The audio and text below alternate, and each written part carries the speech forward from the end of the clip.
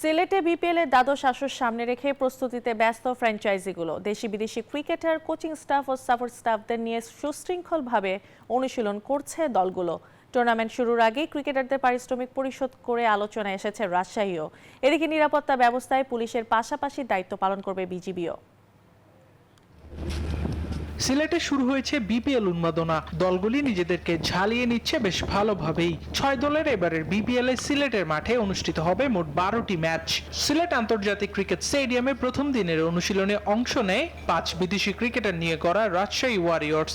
দলটি ইতিমধ্যেই ক্রিকেটারদের মোট পারিশ্রমিকের 25% অগ্রিম পরিশোধ করেছে। 6 বছর পর বিপিএল এ ফিরেছেন নেপালের তারকা লেগ স্পিনার সন্দীপ লামিচানে।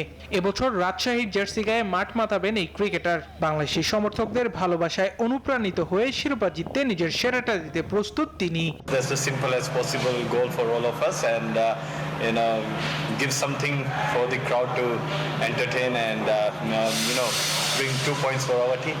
অন্যদিকে স্বাগতিক সিলেট টাইটান্স শিবিরেও দেখা গেছে উচ্ছ্বাস। পাকিস্তানি পেসার সালমান ইরশাদের পাশাপাশি দলে যুক্ত হয়েছেন English batter Ethan Brookes. Home condition কাজে লাগিয়ে ভালো ম্যাচ উপহার দিতে প্রস্তুত Titans opener Parvez Emon. Rajshahi team খুব ভালো টিম করছে, সো আমার মনে হয় ভালো একটা ম্যাচ হবে। আর ফ্যানদের জন্য বলবো যে সবাই আসবে, ইনশাল্লাহ খেলাটা এনজয় করবে, একটা ভালো ম্যাচ উপহার দেবে ইনশাল্লাহ। বিপিএল এর সিলেট পর্বকে সামনে রেখে কঠোর নিরাপত্তা ব্যবস্থা গ্রহণ করেছে সিলেট মেট্রোপলিটন পুলিশ। মাঠের নিরাপত্তা তদারকিতে স্টেডিয়াম পরিদর্শন করেছেন পুলিশ কমিশনার। কয়েক স্তরের নিরাপত্তা ব্যবস্থায় পুলিশের পাশাপাশি দায়িত্ব পালন করবে বিজিবিও।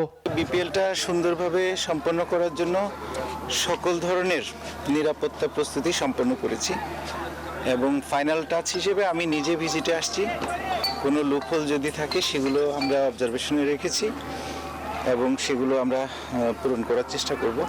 সবকিছু ঠিকঠাক থাকলে ক্রিকেট প্রেমীদের জন্য অপেক্ষা করছে জমজমাট এক বিপিএল এর সিলেট পর্ব। Desk report, news 24।